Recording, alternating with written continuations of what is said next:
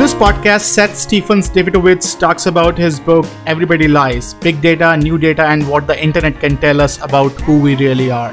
So, stay tuned.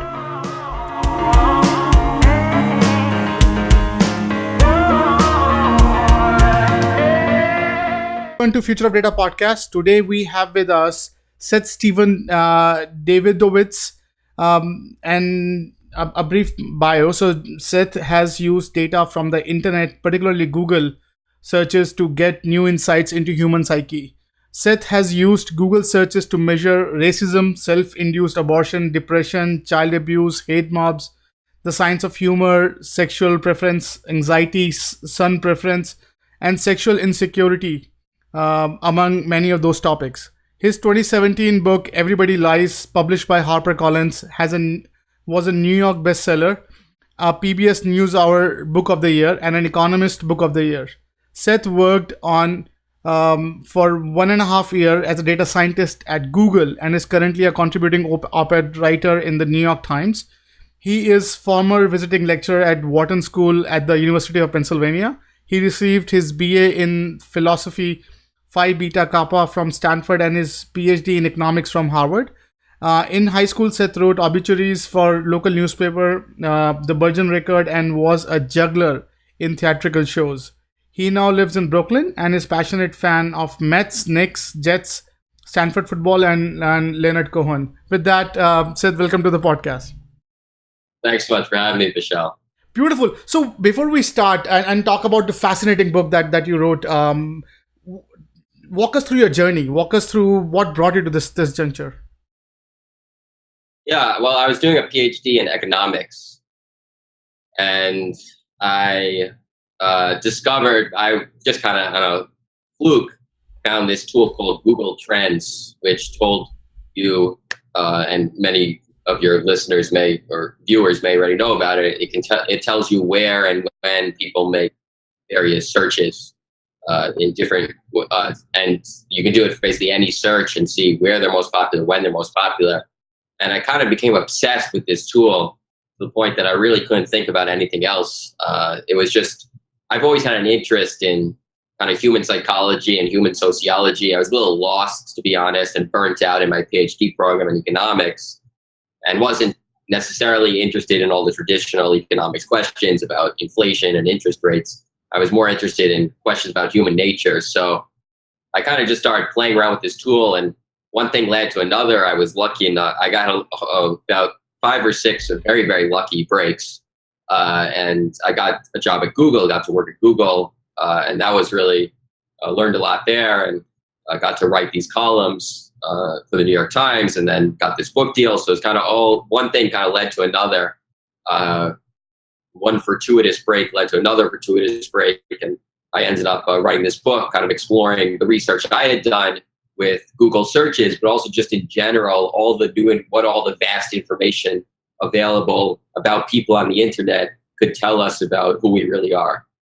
Interesting. And what's your current role? Like, where do you spend your time nowadays? So I'm currently at my apartment in Brooklyn. And I spend a lot of my time in my apartment in Brooklyn. I joined a writer's space to try to spend less time in my apartment. But I sometimes struggle to get myself to leave the comfort of my own home. So I travel a lot as well. I give a lot of talks. So I'm going to Russia, to Moscow and St. Petersburg in 2 weeks.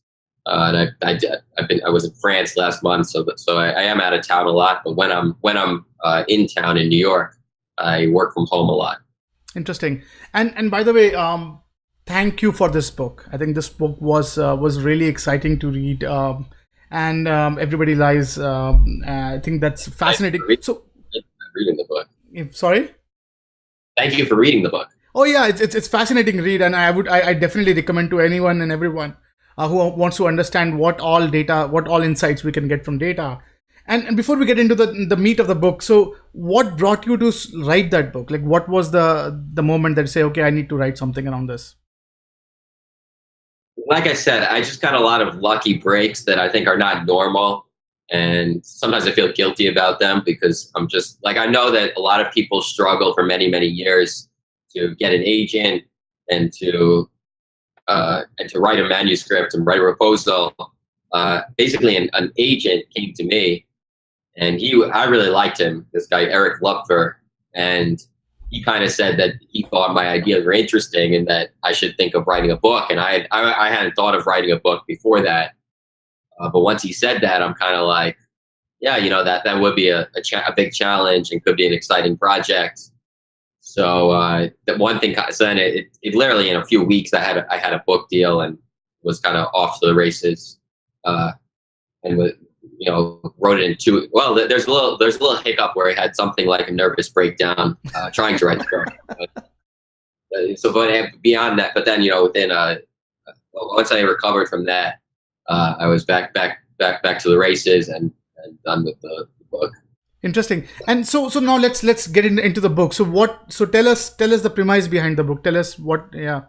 The premise, it's called Everybody Lies, which was not. I think it's a great title, but I did not come up with it. My publisher came up with it, but it's basically the thesis of the book is that frequently you can't trust what people tell you in traditional data sources such as surveys.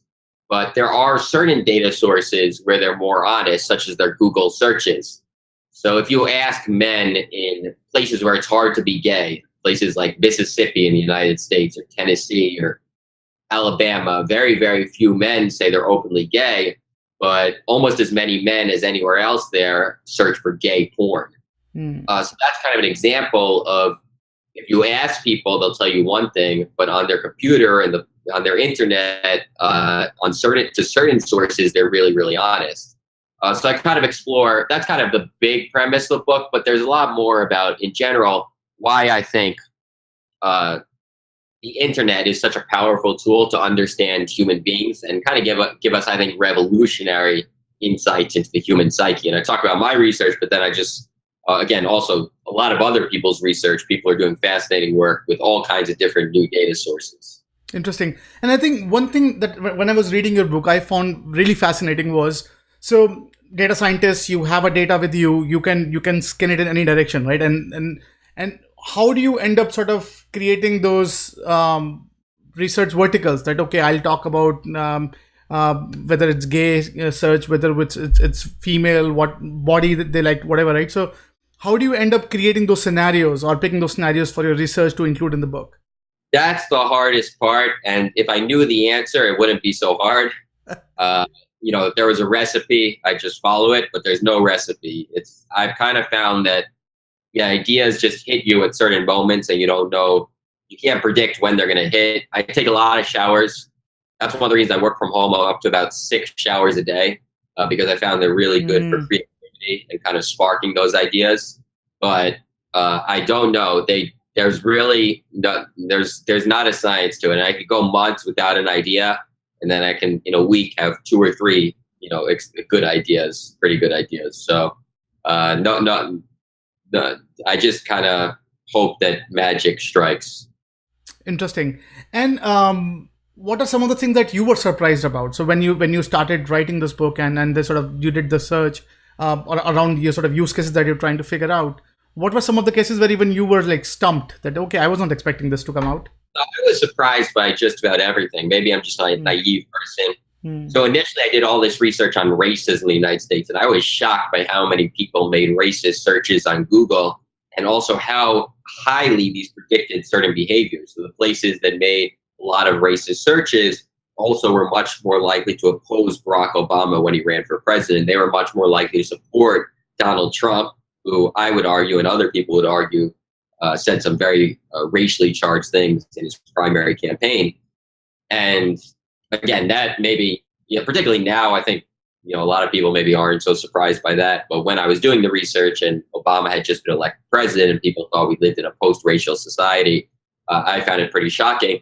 But then kind of one of the themes of the book, and I think probably a theme that probably most of your viewers would by now agree with, is that we can't really trust our intuition because we're just always off in understanding how the world works. So I did a study on where anxiety is highest in the United States. And if you had asked me where is anxiety highest in the United States, I would have said New York City. Without a doubt, I'm from the New York area. There's kind of a joke about how everybody here is so neurotic and Woody Allen for decades made movies, kind of making fun of the overthinking, overeducated New Yorker. But that's not true. New York actually has below average anxiety, and anxiety tends to be highest in upstate Maine and rural Kentucky, rural areas more than urban areas, places with more people with fewer years of education. And that's just one example, but it kind of goes to the point that we're frequently off in how we understand the world and how we make, I think we tend to just be misled by our intuition. We really need to look at the data to know how the world really works and what's really going on. Interesting. And I think another thing that I draw a very fascinating parallel between your book and what's happening, at least on the enterprise world nowadays. So we are in a transformative times. Everything is shifting. Technology is shifting. Our perception of business is shifting. Consumer behaviors are shifting. And when you have so much of transformation going on, curiosity is what jumps in, and sort of everyone is trying to figure out how to stay relevant, how to stay afloat and in this transformative times. And even in your book, I think what I was reading is human curiosity. Like human is curious with their Google searches, trying to figure out answers that they're curious about and all that. And you got this fascinating insights and sort of insights into human psyche. So what do you think? What are some of the parallels that you draw from your experiment or from this project with whatever you're seeing on the enterprise world nowadays? Yeah, I think you're right that people are generally lost and confused. I don't know that that's gone up too much over time. I haven't seen evidence to that. I've just found that people have always been really lost about what they should do and whether they're doing things right. I think people tend to think they're doing things wrong. And generally just people are confused about what's going on in society. So one thing that really shocked me in the Google search data is when you ask people, they always sound very, very profound, right? Like they have really, really serious, deep questions about, the standard errors of a certain study they read recently. But if you look at people's Google searches, their questions are always very, very simple and basic. Like, what is R? How do I use R? Like, I think you see that in basically every different area of, whenever you look at an area, the top questions are always very simple and basic. So I think there's a lot of confusion that people hide from the world, that they don't really understand basic things about what's going on in society. So that's maybe a parallel I draw. Interesting. And I think one thing that when I was reading your book, one thing that comes to my mind was, I think at one point, couple of years back, I was looking for, I think, black letterman model, and I was doing what is black. And the moment I said what is black, the Google recommendation engine sort of started creeping in. And then suddenly I ended up clicking one of the top, I think 1, 2, or 3rd link, and digressing myself from actually what I wanted to search in a very holistic environment. Now, do you think that's because whenever I see Google, I see that as a problem that, okay, Google has a populism bias with this, right? So anything that Google thinks has highly ranked, they'll quickly come up with you. And then when I draw the parallel, say going to a doctor, say if I'm curious about my, if this mole is a cancer, or if something I'm curious about, and if this habit is also cancer, and I go to Google and I search, it's almost like whenever I type a single word, the Google come up with the answer. So it's almost like you are midway in your sentence, doctor says, oh, maybe you have this, maybe you have that, and so by the time you end up completing your query, you're already exhausted with a lot of options. And if not, you may probably be curious and jump out of the wagon.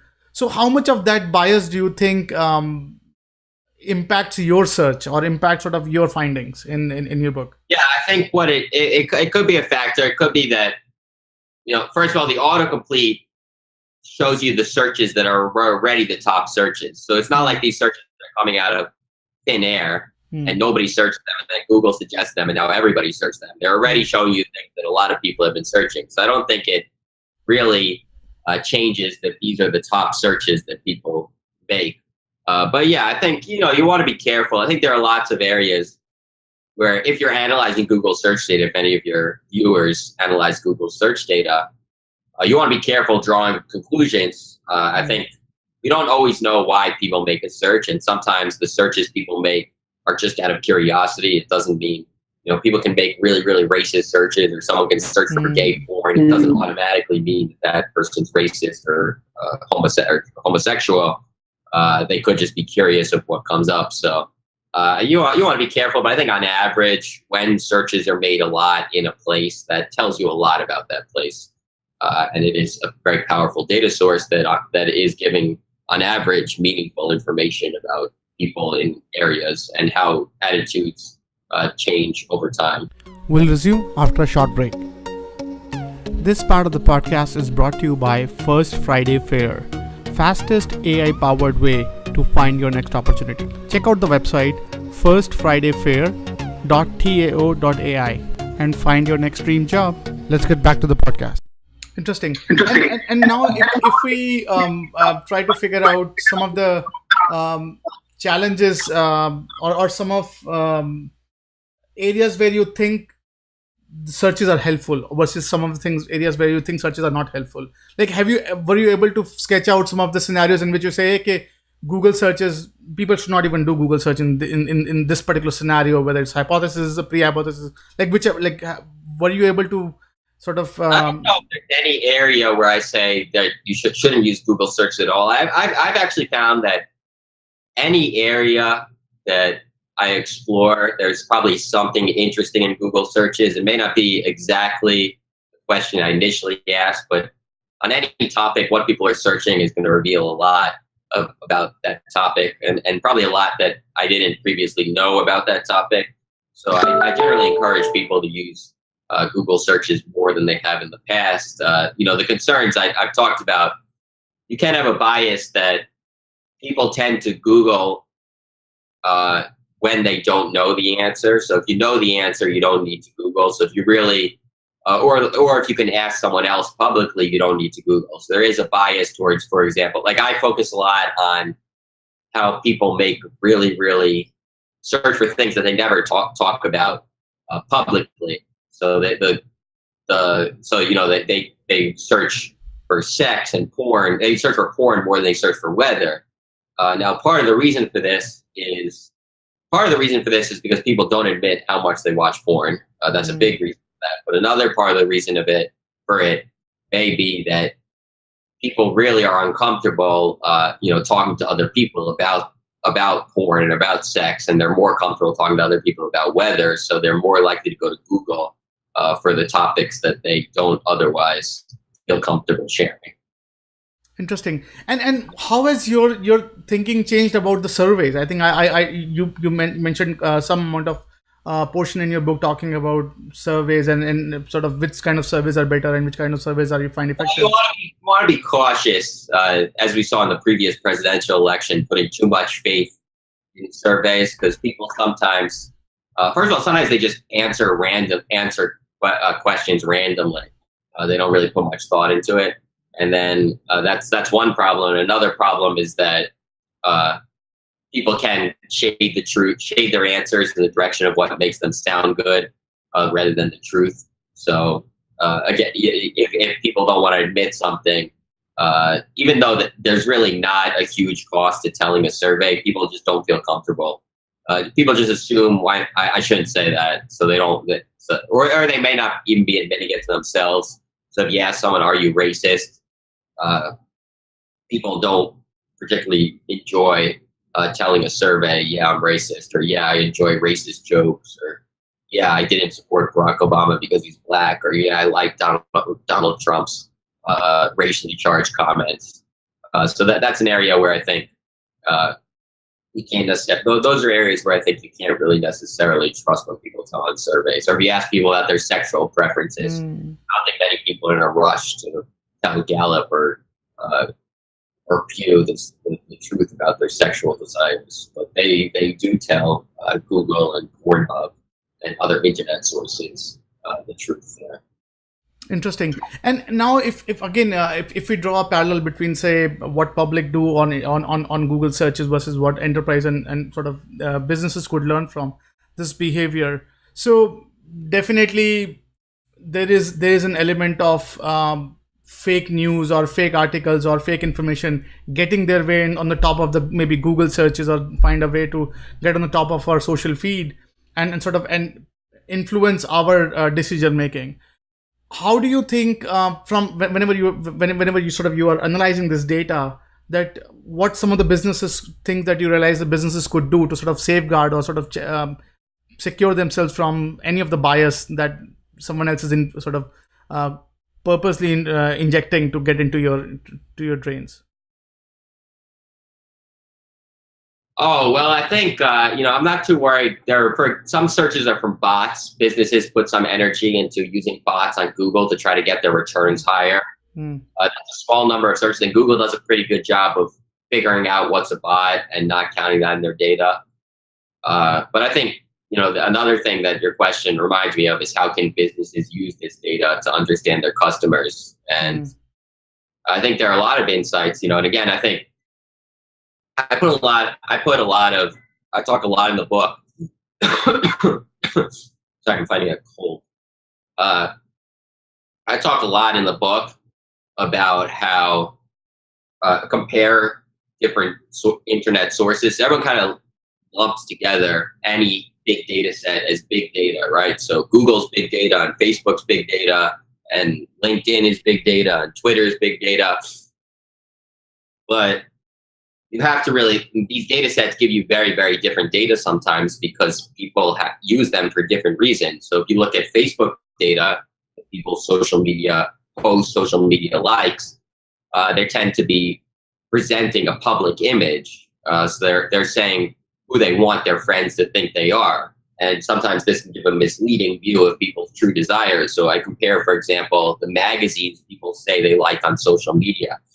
And on social media, people exaggerate how much they like intellectual magazines, the National Atlantic Monthly, compared to trashy, gossipy magazines like the National Enquirer, because they don't want their friends to know that they're reading trashy magazines rather than intellectual magazines.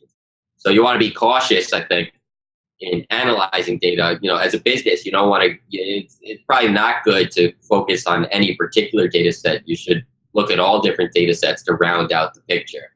And people may speak one way about your business on social media, but do something very different in the privacy of their own homes. Interesting.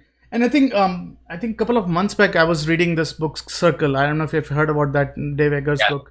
Book. So when I was reading that book, and now when I read your book, it pretty much solidifies that dystopian future that Circle was what encapsulating, that, hey, a company knowing such sort of intimate detail about someone. Like, what was your perception when you were sort of looking at these insights? What were you thinking?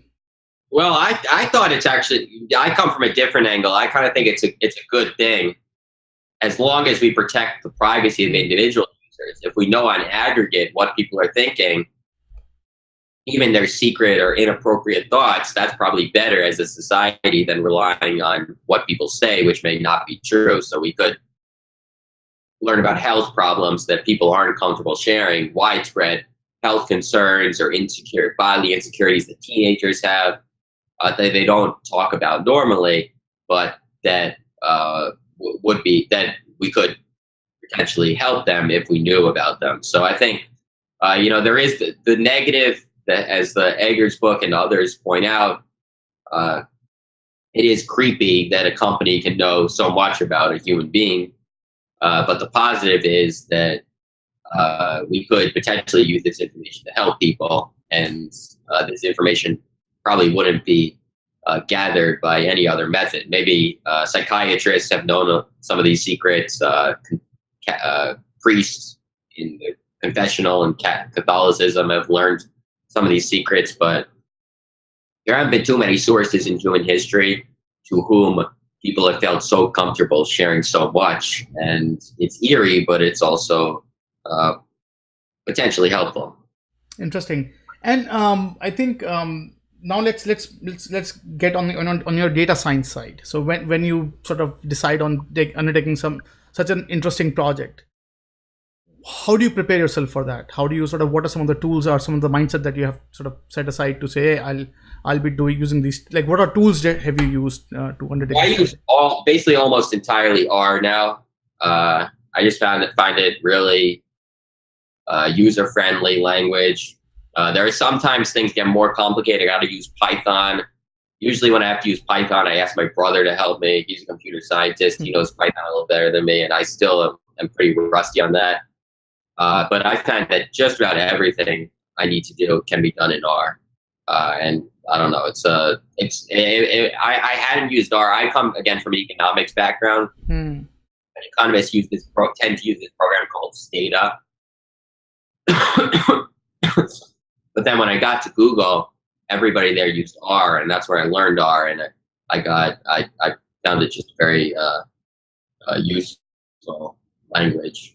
Interesting. And what are some of the challenges have you seen playing along with data? Like, what are some of the insights that you have, some challenges and some sort of learnings from this book? So obviously a big concern is cherry picking. Sometimes people look, if you have enough variables, some of them are going to correlate just by chance. And I've seen a lot of that in data analysis. That's probably the biggest single problem by far, that people love to find a nice story in the data and just start searching and data mining and cherry picking until they find that great story. Interesting. And whenever sort of you go on this project of whether it means searching your sexual preferences or searching your body part that you're embarrassed about and all that. So have you like created a hypothesis first before going into that? Like, how would each of these scenarios come out to be? Like, what are if you have a lot of data to play around with? So how do you sort of pick a scenario? Say, okay, let me do a search on that and see what I see. We'll resume after a short break. This part of the podcast is brought to you by First Friday Fair, fastest AI-powered way to find your next opportunity. Check out the website firstfridayfair.tao.ai and find your next dream job. Let's get back to the podcast.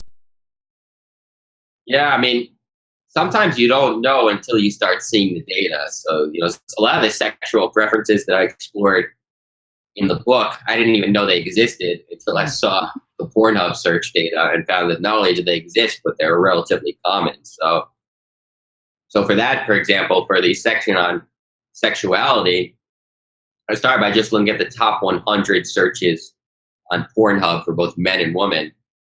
And right away, you just find things that, again, I might be naive, in the top 100 that I didn't know anybody had. So that right away is pretty interesting. And you just kind of show that to the world, and that kind of changes how you think about sexuality. That why do so many people have this preference, and why does nobody talk about it? Interesting. And I think another insight that I want your perspective on is this political scenario that we are into, and then obviously we're heading into primary. And I think one thing I remember that I was in a DC a couple of years back, and I was talking to one of the scientific research firm, and sort of I told them, and they were trying to figure out which way a particular county will turn. I said, hey, just buy $1,000 ad for each of the party and see what the click rate and how much ads were shown, and then from that you can actually figure out the bias, knowingly or unknowingly, sort of whatever is happening, and you can just figure out. So what's your thinking now, looking at the data from your end, that what we should be aware of? There's another danger of data, which is frequently we can measure things that aren't exactly what we care about, and they can be biased. So your example, the click rate of different ads, it's a hypothesis, but it would have to be tested.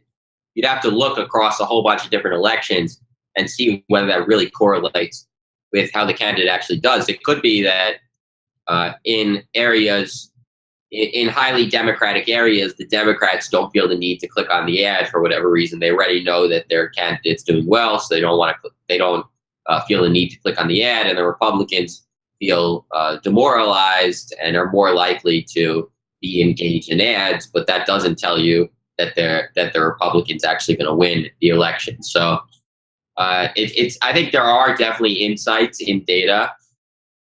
And that's an interesting way to test it. I bet you, there are ways you can use the internet to get better predictions of elections than we can get with surveys, particularly on these smaller elections, because it's impossible to survey every election. But you do want to be careful. And, the advantage of surveys as problematic as they are, they ask a very clear question. So it's, who are you going to vote for, the Democrat or the Republican? Whereas on the internet, there's usually not a clear question. It's like, it's kind of, here's an ad, do you click? Or are you searching for a candidate? Or are you talking about a candidate? And that's not the exact same, that's not the exact same thing as voting for a candidate. And it can be, these types of methodologies can give faulty information. Again, you just have to test them and see if they work. Interesting. And what about the sort of spurious correlations? I think I don't know if you're familiar with this blog that Miss America and murder rates are correlated. So what about sort of some of these parallels that you, the sort of causation and correlation, those debacles? Like, how do you know that you're not running into something like that when you look at the data? Yeah. So, one of the issues you're just talking about is data mining and cherry picking. So there are so many things to correlate with the murder rate that some things just by pure chance are going to correlate and without having anything to do with each other. Now, sometimes it's not pure chance. It's that they both are going on the same trend, right? So murder rates have been going down over time. So if you look at any data series that has been going down over time, is going to correlate highly with murder rates. And they could have seasonal effects as well, just as murder rates do. So one of the ways to deal with that is by adding controls. So you can control, for example, for the trend and say, or control for seasonality and say, controlling for a trend and controlling for seasonality, is this still correlated with murder rates? And if you control for enough things, eventually you make a better case that there might be a causal role, and a lot of things that aren't causal will disappear once you start adding those controls. Interesting. Well said, by the way. And what are your thoughts on the Cambridge Analytica as a sort of debacle? Like, what's your take on sort of an agency exploiting this knowledge in a negative direction? Like, what's your take on that? So my take on Cambridge Analytica is that I don't think they were doing anything very sophisticated that actually was effective. So they claim that they could psychologically read people's minds based on their social media profiles and then target ads based on these psychographic profiles. I am highly skeptical based on everything I know about data science and people I know who work at Facebook that they really were able to do this. Also, in general, I think one of the reasons that we hate Cambridge Analytica, and I say we because I also was not happy with what they were doing, is because they were helping a candidate that a lot of us hated. So, in general, when you think about it, politicians, particularly presidential candidates, have been for decades analyzing huge data sets, people's shopping patterns, people's credit card uses, and trying to use that to predict who they would vote for and whether they should try to get them to turn out in the election. So, there's nothing that new about using people's behaviors. Traditionally it's been offline, but now online. I don't think there's really that different about using people's behaviors to try to predict who they'll vote for, and if they vote for you, to put energy into getting them to turn out, which I think a lot of what Trump was trying to do.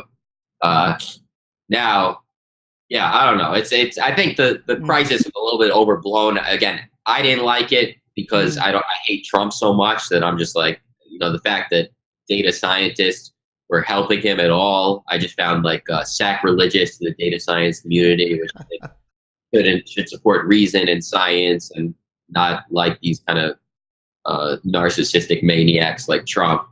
But I don't think the idea that if a normal politician had some firm analyzing public Facebook data, I don't really know why it's such a big deal, but I don't know. People feel differently. Obviously, I'm an outlier here. I'm probably less creeped out in general by data science than other people are. So I don't know. Interesting. And I think another thing, if I draw an enterprise parallel with sort of human interaction with Google searches, is I think the movie called Client. So there is like a lawyer that's constantly monitored and figure out everything is okay. And then if we draw a parallel into this scenario, is somewhat similar to understanding what are your customer search, what do they look for, where do you think are the ethical lines, or like what do you think are where if I'm a business, what's your perspective? We'll resume after a short break. This part of the podcast is brought to you by First Friday Fair, fastest AI-powered way to find your next opportunity. Check out the website firstfridayfair.tao.ai and find your next dream job. Let's get back to the podcast. Yeah, so that doesn't mean there are no ethical issues with data. The Cambridge Analytica one, I think, was a bit of a red herring. One, because I don't think they were that effective, and two, because using data to figure out who people are likely to vote for and try to get them to turn out is such a well-established practice, and I don't think it's that horrible, particularly if both sides are doing it. There are areas where I am much more concerned.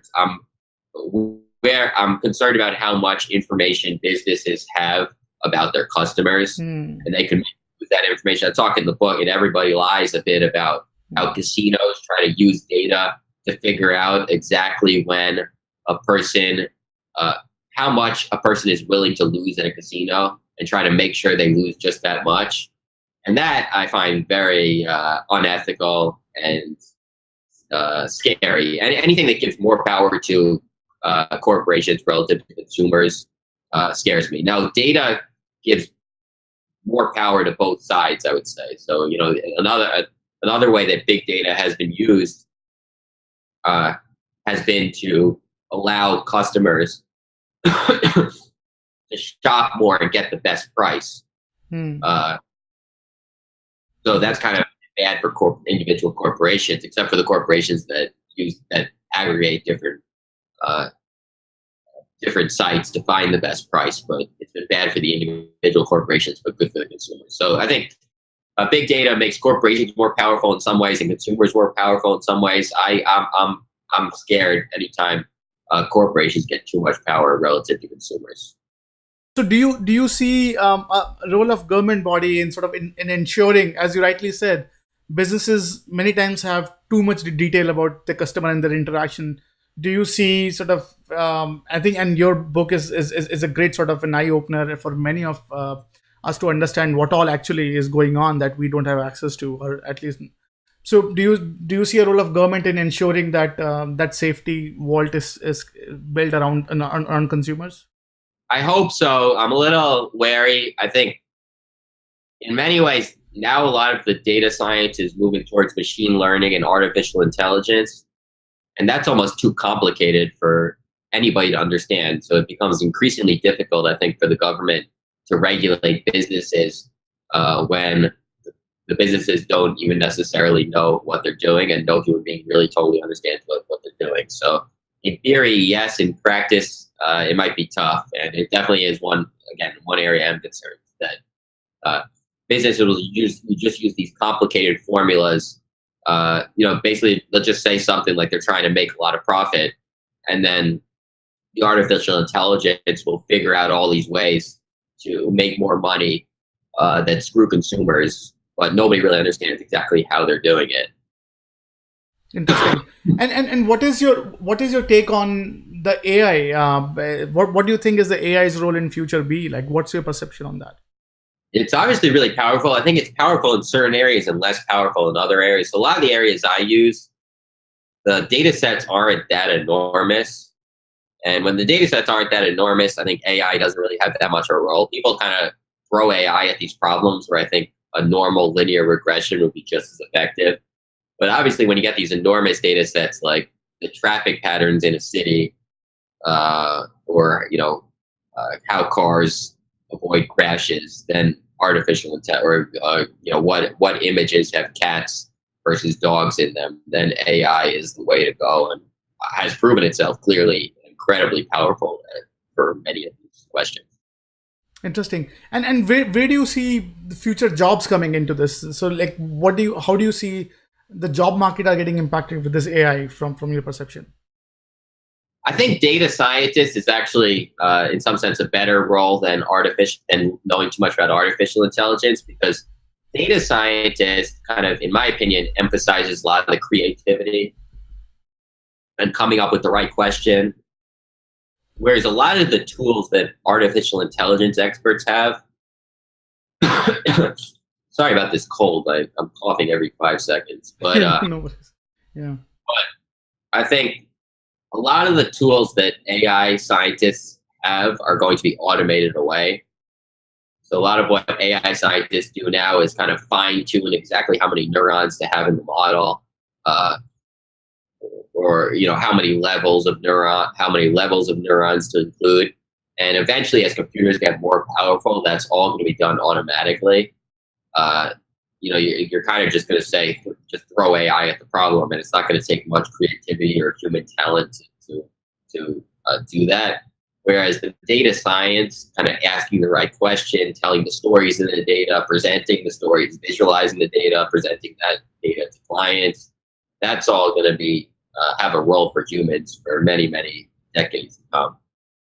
Interesting. And if I ask you about what is your definition of a data scientist? Like, what do you call a good data scientist today? Like, what would you attribute some of the qualities that today's data scientist should have that I should hire? So I think, again, creativity is really important and undervalued. The technical skills, I think, are overrated. Hmm. You can learn them pretty fast. The programming languages, if you know one programming language, you should be able to figure out another programming language pretty easily. So I wouldn't worry too much about exactly what languages someone knows. But the creativity, that you really can't teach necessarily. You either have it or you don't. And that's really important skill. Interesting. And I think in your book, so when you were writing that book, so what are some of the hopeful areas? I think I see a lot of dystopian and sort of very. So what were some of the areas that you said, okay, it gives hope for the future? Well, uh, I disagree with that. I think even the dystopian stuff is a little bit hopeful, because Hmm. I'm kind of saying at least we know this stuff. So if we didn't know how much racism there was, Hmm. we wouldn't know where to direct our resources. Again, anytime you identify a problem in society that existed but we didn't know about, or we didn't know the extent of it, that's, I think, a good thing, because relative to the past where we just didn't know about it, now we know about it, can hopefully work on Hmm. solutions. So, uh, again, I view the book as a very optimistic book. Nobody else seems to view the book that way. No, I agree. I agree. I think it is very informative, and you have a very strong point that knowing these things, it helps you understand that there is another perspective that we should be looking for, and something that we see not necessarily always look at the same, and you have to understand the deep story behind what's happening. I think I totally agree with you on that. And so if you want our readers and listeners to take away something from this book, like what should they take away from this book? Well, there are lots of different takeaways. I don't know if there's one big one, but definitely the power of Google searches, the power of data versus intuition, the caution you need in data analysis, and sometimes looking at lots of data sets to round out your story. But ultimately, I think the main theme of the book is the power of data analysis, that if you ask the right questions, if you think through all the different explanations and eliminate them, you can really tell stories about human beings that have been impossible to tell with any previous methodology. Interesting.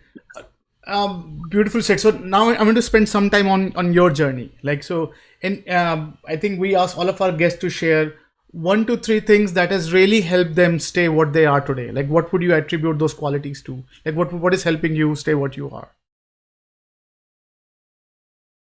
I had really good parents, really good family. I have really good friends, really good mentors. I don't know. I kind of just feel like a lot of areas in life, I grew up very, very, very lucky. Uh, I didn't have, like, I'm not like a rags to riches story. I grew up like upper middle class with a very uh, together, family. And I think those are, like it or not, definitely advantages in life. They're just lotteries you win. And I won a bunch of those. I think you got to kind of also recognize what your talents are and follow them. So, my dream as a kid was to be a professional athlete, a professional basketball player. And obviously I didn't have any talent in that area. So, I kind of learned, okay, I'm pretty good at math. And over time I learned I'm pretty good at writing, and I'm, pretty good, I don't know, at various things that, that I ended up doing. So I think you kind of got to, as early as you can, recognize what your talents are and kind of cultivate them. And as you do get better and better at them, you tend to enjoy them more. So I don't know. Interesting. And what brought you to from aspirational basketball player to data scientist? Like what brought you on this side? My mom had to sit me down one day and tell me that I would never be a professional basketball player, which was, that was a couple years ago. No, I was like 6. But it was basically the most, to this day, the most traumatic moment of my life, and it was very heartbreaking because I think I had gone from, there's a time where they asked me Seth, what do you want to be when you grow up? And I'd say basketball player, and it was all very adorable. But then it got to a point where it's just weird, I think, because like these parents, they knew there's no way that's ever going to happen. I was getting older, more mature. I should have a different answer. So once a lot of people kind of directed me towards. So a lot of people, my mother, my professors, kind of directed me. You have talent here. You don't have talent there. I tried to pay attention to that, and eventually do. Another thing that's been very useful to me is combine a whole bunch of different talents. So I'm not the best data scientist in the world. I'm not the best writer in the world. But among people who both write and do data science, I think I'm one of the best, near the top. So we kind of combine a bunch of skills, then you don't have to be so good at one thing. You kind of be, if you're pretty good at 5 things, and can combine them, then that's as good as being amazing at one thing. And being amazing at one thing is really, really hard. That's like trying to be LeBron James. That's like the best chess player in the world, Magnum Carlsen or whatever his name is. That's like really hard. Interesting. Pretty good at 5 things, and combining them is easier. Beautiful. And so what's next on the book? Like so is there a sequel coming? Is there any interesting project that you're working on? There's a sequel, and I'm working on it now. I'm trying to work on it, but it should be out in about 2 years, so it's still a while. Okay, interesting. And besides this book, besides Everybody Lies, do you have any personal favorites book that you like to share with our readers and listeners? Personal what? Any personal book, any other reading book that you want to share with our listeners and viewers? I really love the book Enlightenment Now by Steven Pinker. It also uses data to show how the world's getting better and better, even though most people think it's getting worse and worse. Interesting. And now we're at the tail end of the conversation. So Seth, as a closing remark, is there any, if our listeners and viewers would take away something from this conversation, like what would you have these guys take away from this conversation? Hopefully that they should buy my book. But I don't know, like big data is really powerful and can change the world. Interesting. With that said, again, thank you so much for your time. I know you need to rush, so I do appreciate you coming and sort of helping our listeners and viewers understand your book and your journey. And I think it's really informative. And we definitely love to have you back when your next project is live. And whenever you want to connect, you're always welcome back on the podcast. And thank you so much for your time. Thanks so much for the show. Awesome. So, I thought I was sick of home, but actually I was homesick. Never really knew that I would have to grow up so quick. I'm so uncomfortable, don't know anybody here. Just a couple dudes that I met once, that's it. And I go into the booth feeling nervous. Got butterflies in my stomach like I'm so worthless. Is the mic on? I don't know how to work this. Inside I'm breaking down, I hope I'm not up on the